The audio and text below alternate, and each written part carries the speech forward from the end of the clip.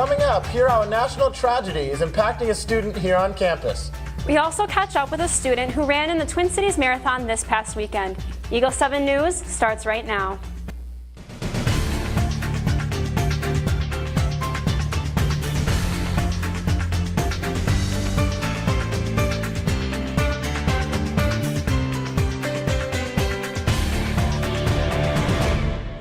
I definitely called my parents that night and made sure they were at home safe. My brother was out on the other side of town, so everybody in my family was safe. That was Isaiah Brown, a Northwestern student who is from Las Vegas. It's been emotional for him and for all of us this week after the deadliest mass shooting in U.S. history. Investigators are still trying to figure out why a 64-year-old man would open fire on concert goers in Las Vegas on Sunday night. The shooting claimed the lives of 59 people and injured more than 500. Freshman Isaiah Brown is a Las Vegas native and was on the phone with his girlfriend, who lives back home, when she broke the news to him. He is thankful that his family is okay, but knew several people who attended the concert. Between me and my girlfriend, I had about 10 mutual friends at the concert. One of them was shot, unfortunately, but he's doing relatively fine. Compared to most of the others that were injured in Vegas, he's doing okay. Brown remains in touch with family and friends. Meanwhile, investigators revealed the suspect, Tyler Patten, was able to bring at least 18 firearms into his hotel room. Our prayers going out to all who were affected, and we will be keeping an eye on the situation. It is considered one of the most beautiful urban marathons in the county. The Twin Cities Marathon drew thousands of runners last week, but for one Northwestern student, she ran to make a difference beyond the Twin Cities. Among the thousands of people who participated in the Twin Cities Marathon this past weekend, Krista Bain is a fellow UNW student who is able to help make a global impact with her efforts.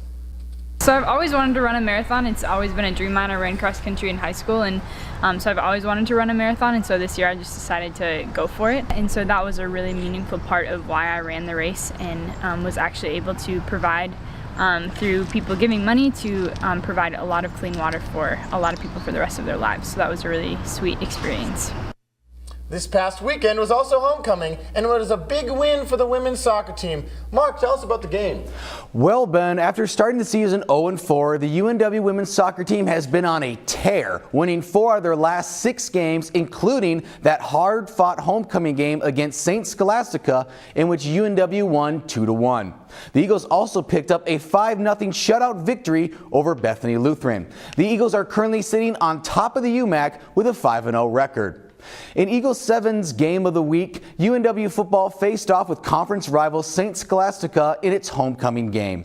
The Eagles would score first, but could not contain the Saints, as they would score on a 4th down goal line touchdown with 2:41 remaining in the game, eventually losing 7-14 in front of a packed Reynolds Field.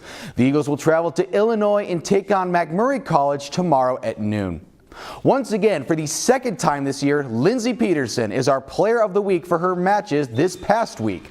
The senior standout had some monster performances as she helped the Eagles remain unbeaten in UMAC play, as well as sweep number 17 St. Thomas and Carleton College.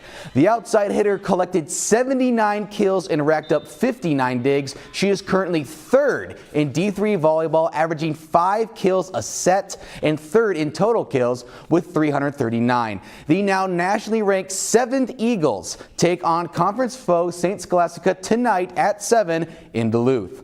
To round out sports, all eyes will be on the men's and women's golf teams as they travel up to Alexandria, Minnesota to compete in the UMAC Championship. Follow Eagle 7 News on social media for continuing coverage. That's all for sports. Will the Golf UMAC Championship have some sun this weekend, Sasha? Homecoming weekend. We saw that it was an extraordinary weather. There was slightly windy, and the weather was absolutely fantastic. There was even an appearance from the Wienermobile. It was slightly windy, and the game was perfect for football fans. Looking at the weather, however, as we go into the weekend, we see that it will be raining. So get out your raincoats, and as we look at the middle of the week, it stays in the high 50s, and then it goes down into, it goes up into the 60s for the end of the week. So that's all that we have for this week for the weather. Back to you guys. Thank you, Sasha. This Sunday, John Mark McMillan will be taking the stage at Night Performance Hall. John is touring off his latest record, Mercury and Lightning, but you probably know him as the writer of How He Loves and King of My Heart. As a special guest for October, King's Kaleidoscope will also be taking the stage, led by former worship leader of Mars Hill Church, Chad Gardner. The band has been gaining lots of traction in the music industry for their non-standard worship. LePierre, who just finished touring with Grammy-nominated Gungor, will be opening the show. This is just the first touring shows to come to the newly renovated Night Performance Hall. Tickets are available for students for $15 at the ticket office. And Kaitlyn, I love fall. I'm really excited to go to the pumpkin patch and look around for some fun pumpkins. That's right. Fall is off to a great start, which means more bonfires, hot chocolate, and football. And I'm personally excited to watch the Packers win this weekend. That's all we have for news. Stay fly, Eagles.